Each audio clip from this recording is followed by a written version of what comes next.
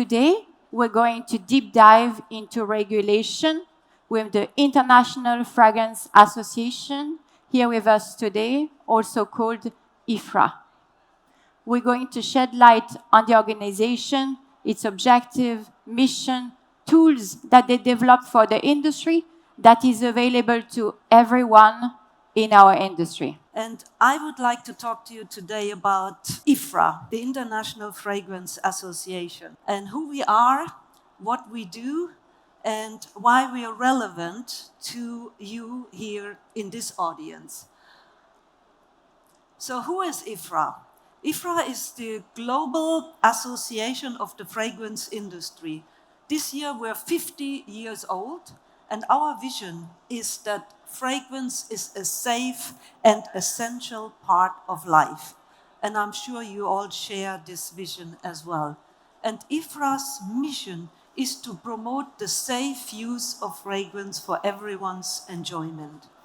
And we're a science-based organization because science is our foundation, and without science, there's no technology, and science is very important also for regulators because we need science-based policy making. We are also advocates, and we advocate with integrity towards governments and stakeholders around the world, and we're committed to collaboration, which is the theme of today's panel, and why we're also very pleased to have member companies and Dr. Deep here with us. Looking at IFRA, we are 50 years old. We're an association of association, and we're building a global network of 23 national fragrance and flavor associations around the world. You see that we're the global platform that brings everybody together, and we have in this part of the world, in Asia, we have association here. You see the countries, China, Indonesia, Japan, Korea, Republic, Singapore, but also in Europe, North America, and in Latin America. And who are we and how are we financed? As an association, we're membership-based, and we have 7 regular member companies that are global multinational fragrance companies, fragrance ingredient manufacturers or fragrance formulators. We have the 23 national associations around the world, and in countries where there is no national association that is a member of IFRA, like here in the UAE, any company that is interested could become a supporting member of IFRA. I said we all love fragrance. This is what unites us and why we're here. But we also share one other common goal. And the other common goal is safety first. IFRA is all about safety and safe use of fragrances. Now, when you look here at the stakeholder groups, let's start with the industry itself on the lower right. The industry, the fragrance industry, all of you, everybody wants workable legislation. Yeah, we want legislation, or if we get legislation that we don't want, we still want this legislation to be workable and enable the industry to grow. If you look at the regulators around the world, the governments, all of them say we have the mission in our government to protect the people and the environment, and we have to help our companies to boost growth. We want them to grow, we want them to thrive, and all of this has to be done with respect for the environment. And then you look at the perfumers, the ones that have created all these beautiful creations that we can smell here. Perfumers, they say we want to have as much creativity as possible. We want to flourish. We don't want any limits to growth. Yeah, we want to grow without limits. But unfortunately, in today's world, there are limits, and the limits are set by either governments, by natural boundaries of the planet or by IFRA through the IFRA standards. And lastly, the consumer. At the end of the day, all of us can only thrive if the consumer buys our product. And we see around the world that consumers are demanding more and more transparency. They want to know, what's in our products, and they want us to share more information about the products. So that means safety first. Then, what is the relevance of IFRA in this? Safety and sustainability go hand in hand. And IFRA sets the IFRA standards, which you may be familiar with or have heard of. The IFRA standards is the maximum dose of fragrance you can put into consumer good products. And we have a transparency list on our website with 3,600 fragrance ingredients, all of them listed one by one. And anybody that wants to know about these ingredients can download the list. And this is the ingredients that are also assessed for their safety by the Research Institute for Fragrance Materials. And there is a global expert panel for fragrance safety. And based on the recommendation on the expert panel, IFRA sets a standard. And the standard either restricts the amount of fragrance you can put into consumer good products, or it sets specific purity specifications, or it can also ban a product. There's a lot of research and science that goes behind the standards, but if we find out that a fragrance ingredient is toxic or is not, or genotoxic, for example, we cannot allow this ingredient to be used anymore. And at that time, IFRA bans the ingredient. So the standards are part of our sustainability charter. And together with our colleagues in the flavor industry, we were asked in 2016 to develop a charter for the fragrance and flavor industry and define what is relevant to us when we take this big global topic of sustainability. Yeah, what does it mean in the fragrance industry? It means something entirely different than when you're in the construction industry or when you're in the electronic industry. So sustainability has to be defined on a sector basis. And we developed a charter that starts from responsible sourcing of the raw material, be they natural or synthetic, and then it follows the value chain or the life cycle or the supply chain and looks at what can the fragrance ingredient manufacturers, fragrance formulators do in order to be more sustainable, and then it follows the customers and it ends with collaboration. IFRA has done some reports, and today about 68% of all the fragrances go into cosmetic and personal care applications. This is what we see here, and it's growing every year.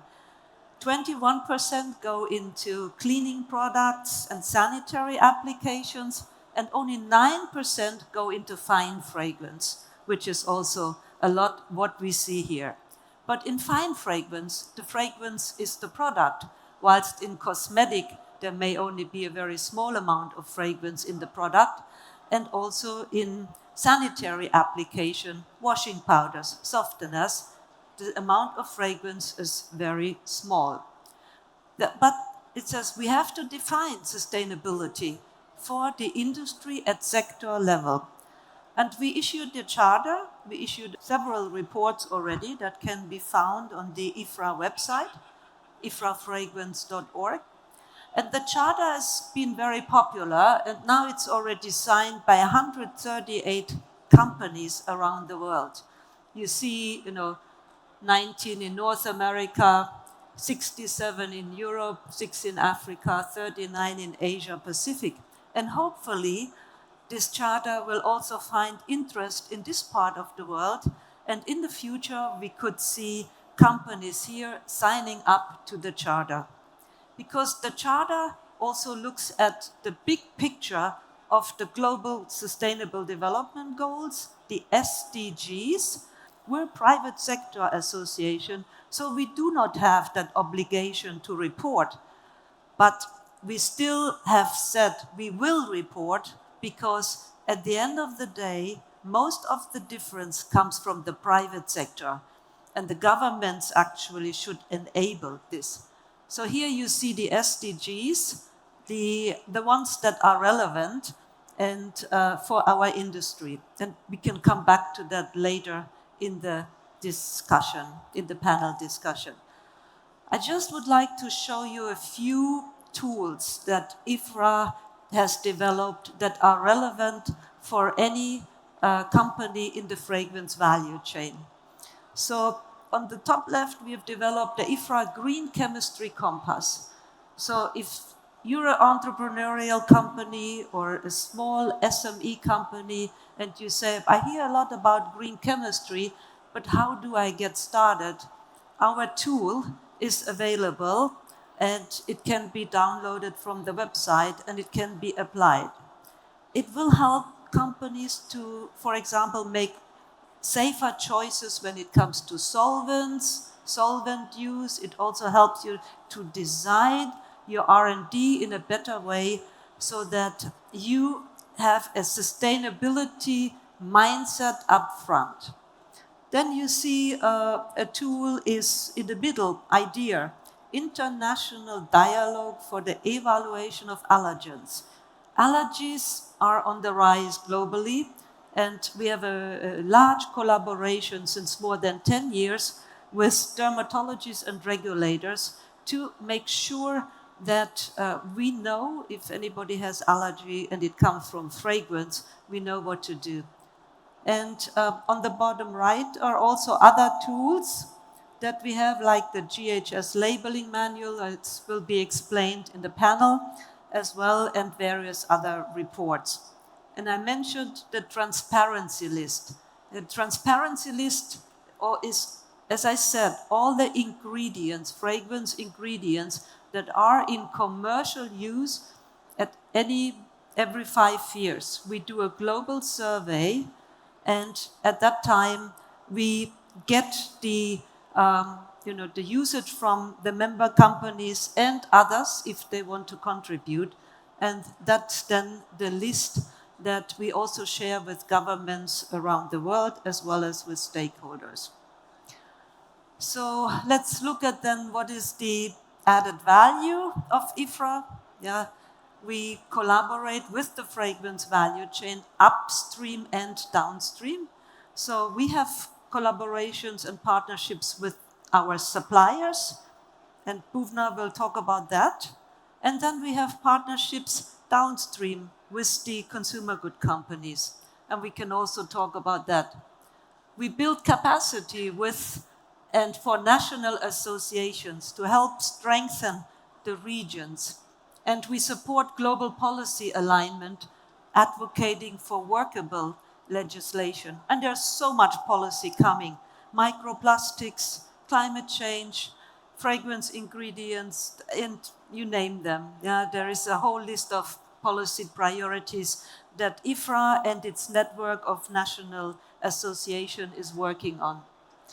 We also want to do a bit more of communicating on the benefits of fragrance to a wider audience, although I would say it's not our primary space.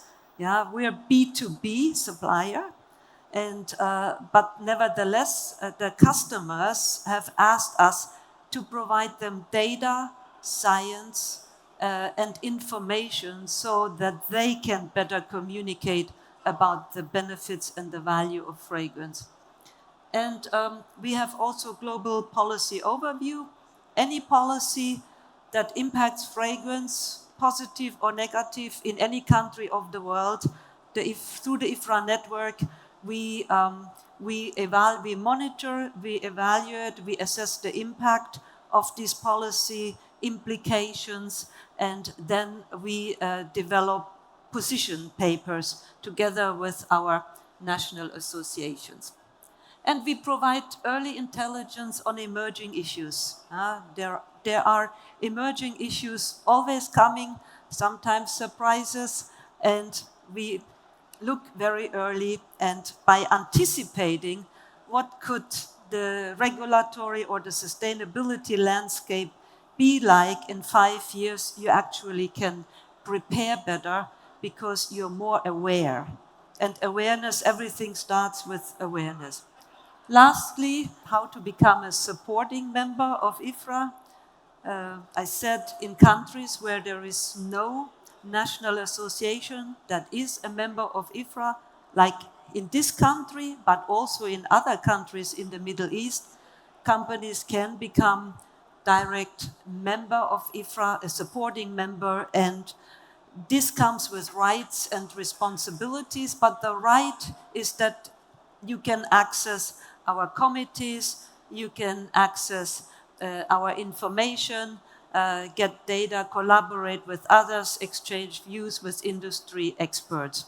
And it also comes with certain duties, which is the responsibility to abide by the bylaws and also to apply the IFRA standards. And with this, I would like to end and go back to Valerie. Thank you. Thank you, Martina, for this very good yet very short presentation of IFRA, its role, objective, all the tools that have been developed by the association to support the industry, but also the sustainability charter that is used as a guideline for the industry, really. Like, we need to have a look at this document. And it's not so long, and there is a summary version that was released in March 2023, very easy to read, with a good cup of coffee. Now I'm turning to IFRA members to know what's the impact as an IFRA member in your day-to-day, in your business. So first I'm turning to you, Arshdeep. Could you please introduce yourself in a few words? What's your role in the industry? And you're working for Givaudan as the head of Zambia Regulatory Affairs. So for how long have you been a member of IFRA? Thank you so much, Valerie. I will start by saying thank you for hosting us and having this very important discussion that we really need to have. In terms of me, I have close to 2 decades of experience in regulatory, spanning across FMCG industry, multinationals, locals, India, Middle East. For the last 7 years, I've been with Givaudan, managing South Asia, Middle East, and Africa for fragrances. What do? So as Givaudan in the region, we've been here for more than 20 years. And as part of our role as regulatory, we share information with our customers on compliance, sustainability, what they need to do, fragrance safety, knowledge about IFRA. But we also go to our authorities through various industry associations. Like Givaudan is present currently in 9 different industry associations within the region. And we are using these platforms to share more information about fragrance safety and compliance. And you asked how old is our relationship with IFRA? I would say it is as old as the organization. We have been with them and following the Code of Conduct and Standards of IFRA for the last 50 years. This is impressive. Yeah. And I can feel that you are playing a key role in raising the awareness in the industry as well and trickling down the message with clear guidelines. Is that right? Yeah. Like say, for example, when I'm talking to a customer in the region, there is absence of regulations on fragrances specifically. So what we do is in that dialogue, we talk to them about how would they know the fragrance that they are using is safe for the consumer and the environment. Then we take them back to the IFRA standard, like the limits that have been set up for different materials. And all of this information is then translated into the usage of fragrance in the end product, thus making it safer for the consumer. Thank you. It's very clear. Now I'm turning to you, Bhuvana, because we would love hearing about your role in the industry and how does it work in India, because I guess the market is slightly different. So how do you apply IFRA in the region and how does it impact on your day-to-day business as well? Without talking so much about the challenges, because we talk about this part later. Thank you, Valerie, and thank you, audience, for your participation. I have been in the industry for close to 4 decades now, and I'm not that old. 4 decades, I started my career immediately after my school. And for me, this industry has been a boom for me to enter. When I entered, and I was also lucky when I entered into this industry, I was immediately exposed to the IFRA standards Oh, wow. from the day one. When in India, nobody knew about IFRA. And when I was exposed to so many chemicals and other things while creating, I always had this question like, these chemicals, are they safe for the consumers? This is how I started my career as a perfumer in the industry. And that is the time IFRA came in as a very handy thing for me. And from the day one, I had been following the IFRA guidelines that really taught me a lot and which gave me also the customers' confidence in the market. We had from the day one the international customers and the local customers. So with IFRA, I think I have been growing from the day one and I have learned over the years. And initially, many things were not known to you, but gradually you have learned today.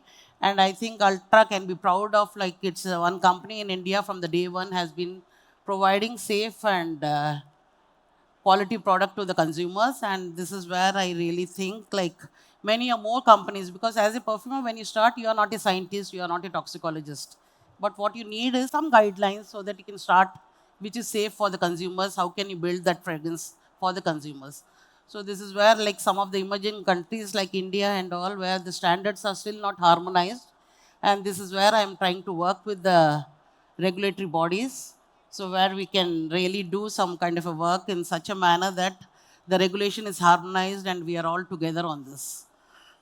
So that makes sense, Valerie? That makes perfect sense. Okay.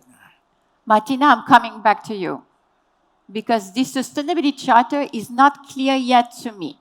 I got the chance to go through it with a very good cup of coffee, morning time, and you're focusing on 5 keys area, right? And you talk a lot about SDGs.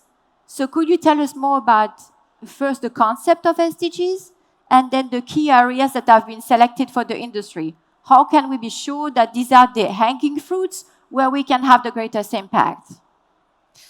Yeah. So the SDGs is what the world, the governments around the world under the United Nations umbrella have developed, and they said this is what needs to happen by 2030.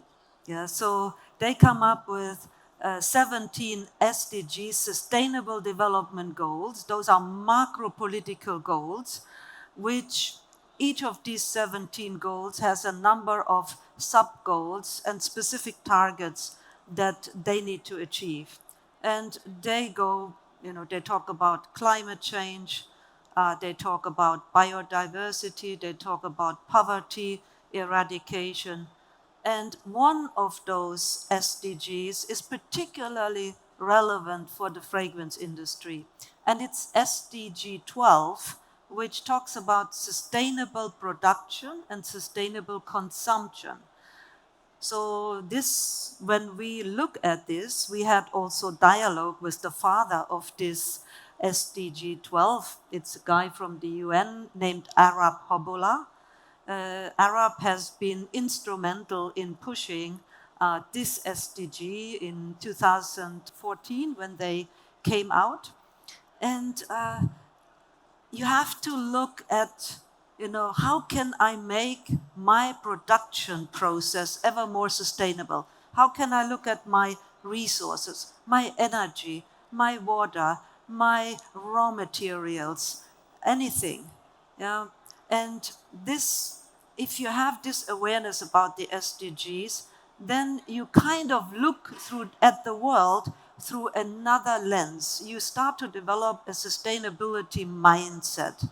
And this is what we try to instill also in IFRA and with our members and the companies, the 138 companies that signed up to the charter. We have created a sustainability community. And this is also a learning community. So for example, now is climate change is the number one, global hot topic. So the question is, how do you what do you actually do about it? What should we do about it in the fragrance industry to measure our scope 1, scope 2, scope 3, so-called emissions? And then we have a number of webinars. We bring together the different methodologies to our members, like there's one now called TFS, Together for Sustainability, and there are other methodologies. And we expose our members to them so that they can listen and learn, and then we get together and collaborate to see which methodology should we use in the fragrance industry that would be harmonized for reporting. And that is how the process starts. So that's how you take this sustainability, the SDGs, they're not actionable.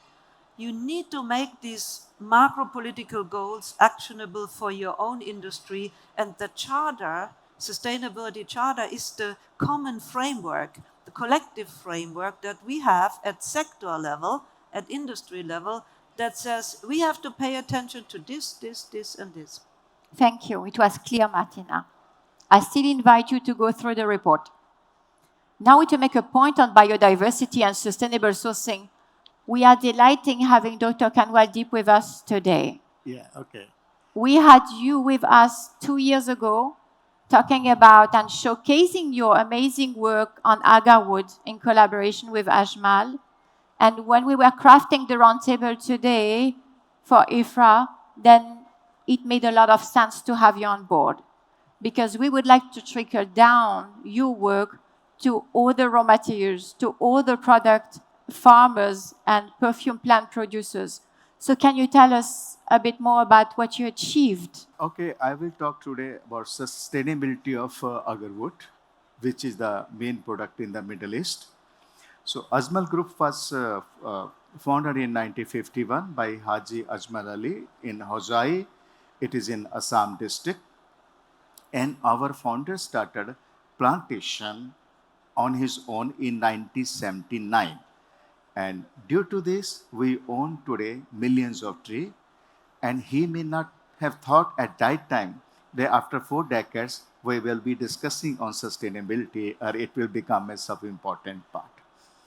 I will take you some history, because the efforts what we put are really, you can say, great. If we may not have put efforts, today what we are seeing, the agarwood oil in this exhibition may not be available. In 1975, the demand for the agarwood increases, and people started felling the trees indiscriminately. But they were not knowing that agarwood, there is a difference between the agarwood tree and agar. Agar is present in agarwood tree in very small percentage, or it may be in the full tree, okay? And they did not find out, the poachers, that which tree to fell. Actually, agarwood is found in only 5% of the tree, so they start felling all the tree. So if they want only 5 trees, 100 trees were fell, and this led to almost extinction of the trees, and then it came into citrus. When the agarwood tree came in the citrus, then definitely business was very much affected. Then we thought what to do. What is the next thing? Okay, we start plantations. We have our other partners started plantation. Many homes have plant in their home garden. But at that time, definition of harvested agarwood does not exist. For example, if person has 5 trees in his house, he cannot harvest it because that is considered as a wild. Some at that time, companies were having, say, 100,000 or 1 million tree, but it was not of use. First, it was important to distinguish between the wild and harvested tree, and then Ajmal took the initiative, and we coordinated meeting of grower company and consumer company, and started working on it by organizing various workshops. It was a very difficult task, because when we were discussing with the citrus authorities, the major issue was how to distinguish natural with the harvested. DNA test was carried out, and DNA was almost similar. It was not possible. Then they also accelerator study that, okay, if we have to distinguish between the harvested and wild, it will take 80 years. So this fight was going on, and Ajmal contributed a lot towards whatsoever requirement was needed, what technical stuff was needed. It took us 10 years to get this definition of harvested tree, and this paved the way for commercial plantation. So people can now grow the plant and then can distill and sell the oil.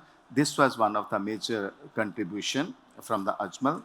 After that, we started encouraging farmers to grow the trees. We started distributing seedling free of cost, and we started offering training to them so that we get millions of trees. This was not enough because still the government legislations were not there. Legislation in the Malaysia, Indonesia, they were faster, but India, which had the largest number of trees, was very slow. We have to engage with the government, state government, and provide them help how to make the legislation. And later on, they produce the legislation which allow now commercial exploitation of the agarwood oil. So this was our contribution. Still, we are doing work. As on today, there are 35 millions of agarwood trees in India and 68 million in the world. So population is very huge these days, but it has some challenges, very difficult challenges. Agarwood tree is a very different, and it has a peculiar characteristic which are not present any other aroma producing oil like sandalwood, rose oil. There you can predict the yield. They are very specific yield, 4%, 5%. Here in agarwood, yield is not predictable. It depends upon how the agarwood has been induced in the tree. One tree may give 1 kg agarwood, or it may give 20 kg or 40 kg. It depends upon the technology. Many people have been developing technology. Ajmal was the first to file patent for this technology, and this patent helped us to bring the definition of the artificial agarwood trees. So now the major challenge is that we have to develop some foolproof technology where the whole tree can be inoculated. So we need very less number of trees to produce one particular quantity. So you incorporated the challenges part at the same time. That's lovely. Yeah, this is the challenge, major challenge. There's something that came out of the conversation that we just had right now. Often we think that regulation is a constraint, but in that case, regulation applied standards. And these standards increase the quality of our product. And this is something which is very close to our heart because we love fragrances. And we want to make sure that the quality of the oil, the raw materials that we're going to use are going to be up to our expectations, up to our memories, up to our standards. So it's totally in line. So actually applying a regulation and complying with good standards is improving quality, which is very good. Yeah. Standards for quality, it has been finalized by here local authorities. Another characteristic, because the composition of the oil depends upon where it grows. So there is so much composition, there is not one particular composition we can standardize. That was the major challenge for us. At present, there are 29 species of the agarwood, and every tree has its own composition. Then in the standard, recently standard has been released by MOIT, which is formerly called ESMA. So there, what we have taken is, we have taken the composition of the contact overall sesquiterpenoid, which is the main constituent of the agarwood oil. So according to TEL, we have created the definition of the agarwood oil. The standard has been released and it will be implemented very soon now. And we have taken care that no adulterations are there. So many other things have been taken care, which are very relevant to the health and safety of the consumers. Yeah. Thank you, Dr. Arshdeep. And talking about standards, we are quickly moving to KPIs. Yeah. Because we talk in sustainability about key performance indexes. And we say that what can be measured can be monitored, can be improved. And I'm turning to you, Martina. In the Sustainability Charter, for example, or at IFRA, what are the KPIs that you are using for improvements?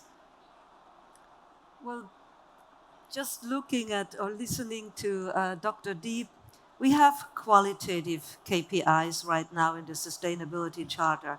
For example, we just heard the example of agarwood being on the CITES list. CITES is the restriction of endangered plants and in the trade of endangered plants. So IFRA, for example, has a task force, a CITES task force, where we monitor globally what other plants could be on the CITES list. Where do we need to act? What's coming? Tonka beans, rosewood, etc. So, and then we share that information with our member. So that is it's not a KPI per se, a quantitative KPI, it's more qualitative KPI. But now, more and more, the customers are pressuring us to actually think more about quantitative KPIs. Taking, again, the SDGs. The SDGs say, eventually the world has to become carbon neutral. And the European Union has taken the SDGs and translated them into a specific target for Europe with a specific KPI. It's the Green Deal. It's a very big deal for Europe because it says Europe has to become carbon neutral by 2050. 27 years to go from now. So the next thing is that companies, many companies that are exhibiting here, have taken also KPIs at company level and said we will be carbon neutral by 2045 or 2035, it varies. So what we then can do at industry level is either we aggregate the KPIs of the members and report collectively on that, or we look at which KPIs, both qualitative and quantitative, could we come up with for the fragrance industry at large. I'm turning as well on KPIs to Arshdeep, because you may have something to add regarding Givaudan's functioning, what kind of KPIs you apply in the sustainability reporting, for example. Sure. So, Valerie, at Givaudan, we are driven by our purpose. And it's very clear. It's at the heart of everything we do. It's basically saying creating for happier, healthier lives with love for nature. Let's imagine together. So what we have done is we have taken this purpose and the fact that our business is very well integrated with our ESG goals, we have married them together and we're looking at 4 specific sectors within our business. So whether I'm looking at creations, I'm looking at nature, people, and communities. So what this provides is us with specific places to measure these KPIs. And when we have these measurable items in our KPIs, what we do is we also take external ratings for it. Like say, for example, your ESG ratings, we have been rated for the last 4 years as AA on climate and water by CDP, say, for example. Then there is EcoVadis rating. And then you have MCSI ESG rating, for which again we are rated AAA.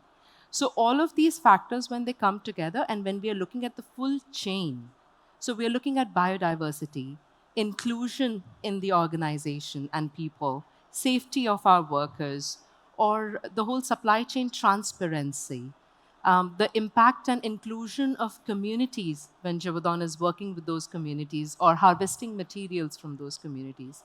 So all of these factors together, they form our KPIs. In fact, if you look at our KPI metrics, we are in line with 10 out of the 7 UN SDG goals. I must say, Arshdeep, that it was extremely clear. And reading sustainability reports is actually very educational because you know what are the hanging fruits that you could apply to your own organization. So I would invite businesses as well to read some sustainability reports to inspire and learn from them. Now, Martina, you're coming to a region who loves new technology. We're very tech-oriented. We love AI, we love gadgets, we all have 2 to 3 phones, 1 tablet, 2 computers, one TV. Well, we are highly connected, not talking about the VR set. So how do you leverage new technology and especially AI and the blockchain within IFRA for greater impact in sustainability? Yeah, I mean, this place we're in is a marvel of new technology, and the city and the buildings and everything, it's all the latest technology. And also when you look at how do you leverage this technology or AI for the future of the industry at association level. So we look, for example, at the safety of molecules, of fragrance ingredients. And there's a global goal that governments around the world, they don't want animal testing anymore. In the past, you had to demonstrate the safety by doing tests on animals. Now, 42 governments around the world have said, we don't want animal testing in cosmetic applications. And therefore, you still have to demonstrate the safety of these ingredients. So there you can leverage technology, computational analysis, different methodologies read across. You can use more and more also AI technology to analyze existing data or reanalyze. And the field is moving very fast. And this is something that basically everybody can benefit from, because in Europe in 2017 there was still 217,000 animal tests were performed to guarantee the safety under the REACH, the chemicals legislation. We don't need that. So we want to foster NAMs, new approach methodologies, and find technology to leverage for safety and safe use of fragrances. Now I would like to trigger the need for collaboration. In matter of sustainability, we are more effective when we work together. And many companies will use as a slogan, we're greater together, we achieve more together. Well, it sounds a bit marketing oriented, and we were joking about it with my friend this morning, but it's true. So do you have examples of collaboration in our industry that you'd like to showcase today? Yeah, we're collaborating upstream and downstream the fragrance value chain. And one example is with Bhuvana in India, and you may be in the best position to talk about that collaboration with suppliers in India. Yeah, thank you, Martina. So, IFRA has been very active in India since 2015.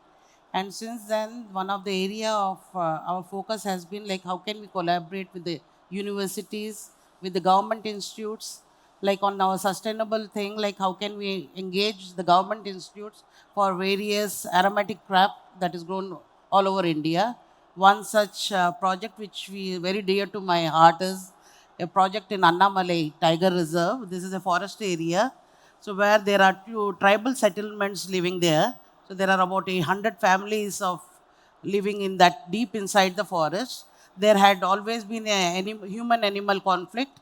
They were in the previous time they were growing food crops and all, which was creating this conflict. Hence, with the public partnership, this is something I would like to stress upon.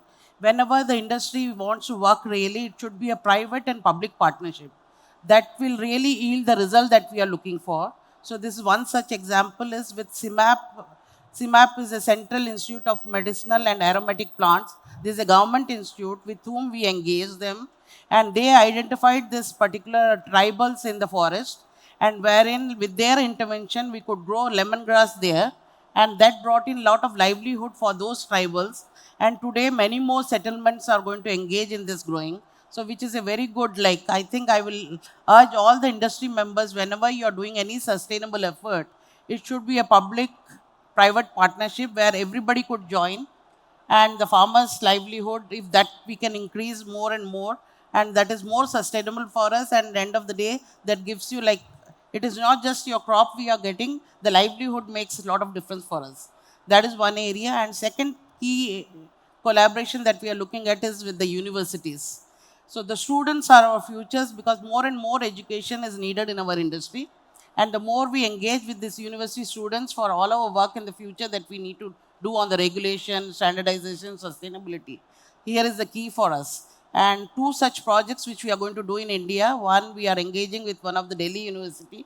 That's a Hindu college, which is the topmost colleges in Delhi. With them, we will be starting up a perfumery course sometime next year. And similarly, there's another university like Jawaharlal Nehru University in Delhi. Again, we are going to start some perfumery course there. So this is keeping in future like many of the works that we want to engage doing it. These students will come handy for us, and this is the future. So this is the collaboration that work which we are doing in India. I love this collaboration. Thank you for sharing. Thank you. Now, Dr. Deep, would you like to add something quickly on collaboration? I would like to ask Martina how we can get this one IFRA regulations for the agarwood oil for our European and American suppliers, because when we supply to them and they all always ask what is the recommended doses and we don't have any answer to that. I think maybe I can come pitch in for this. This area, we need to address this to the Research Institute of Fragrance Materials. So this agarwood material, we need to really do the testing. So this needs to come under that. On the transparency list, I'm sure the agarwood is there. So we should be testing on that, and soon something should come up. Definitely, this is a major ingredient all over the world. People are embracing this ingredient to use more and more, and the standard is needed now. Yeah. So we need to collaborate with RIFM and get this thing going fast. Where do you see the future of sustainability evolving in the region? We're going to start with Ms. Bhuvana. As I said before, also for the sustainability, there is some guideline, basic guidelines has to be there for the industry. So this is where we need to really have something IFRA can come handy. Basic instructions to the industry, this is a must for you to follow. Yes. Once this is achieved, rest of you can have your own KPIs, you can do more and more for the industry. But some basic one, if you really want to achieve something big. And another thing which I want to stress upon, responsible manufacturing. Everything, the regulation is not going to take place. Responsible manufacturing, and consumers has to use the product consciously. This is again one more thing which we need to see. We only have one planet, and we all have to be very conscious in using it responsibly. Thank you, Bhuvana. Yeah. Ms. Martina, the future of the industry. Yeah, sustainability in the region is absolute key for everybody. And the best way is that if voluntary and regulatory initiatives work hand in hand. And in this region, IFRA can bring a lot of voluntary action to the table, but it's also the role of the government and the regulators to design regulation that's fit for purpose, that fits the particular circumstances of the country, or to work with the industry on developing co-regulation that really suits the particular needs of the region and the circumstances. Thank you. Okay. Dr. Deep? Yeah, I will say sustainability is important. We have to follow whether we like or not, because in the new legislation, it is contained. Whatsoever we are seeing new legislation, okay, sustainability is very important component of those legislation. For example, in the agarwood, when we get permission to fell certain number of tree to process it, okay, this is as per the CITES. So for one tree, we have to grow 5 trees, for example. So sustainability industry has to follow now. It is becoming very important, and during distillation also, so the conditional permissions is given that there should not be any emission. One industry cannot use the firewood or coal, etc. They have to find alternative technologies. So I think industry now need to rethink of their process production, considering sustainability as an inbuilt component, not just okay, we are following, but we have to follow it now. Yeah, this is important now for us. Yeah. Thank you, Dr. Deep. Thank you. And Arshdeep, to conclude on this point? Sure. I would say actually, Valerie, the future of sustainability is actually here. It's already here. We are talking about it. We know that the climate COP28 is in Dubai. There is an increased interest in this region as well to talk about sustainability and look at how our businesses and practices can be made sustainable. The consumers are talking more about it. The customers which is your downstream user or end product manufacturers, are talking more about it. But what we need to look at is that sustainability is such a large topic, it cannot have a very singular-minded approach. We need to look at it from various perspectives, from the perspective of business, livelihoods, the regulation itself, safety of the consumers. So all of this needs to come together. And if I talk about sustainability and regulation in the region, then I think our regulatory authorities need to understand the business in the region. Of course, they have an understanding, but apply that while they are using the understanding from, say, other nations on the data available. What would translate to Middle East and what may not be best for Middle East and the way we are using it. I mean, fragrance is an integral part of our life. I Yes. get passionate when I talk about it. Yes. So to imagine in the name of sustainability, if we were to look at them differently or reduce their usage, that is not the path. I feel that you are all sharing the same message but using different words to achieve this goal. Thank you, Martina. Thank you, Bhuvana. Dr. Deep, Arshdeep. Thank you.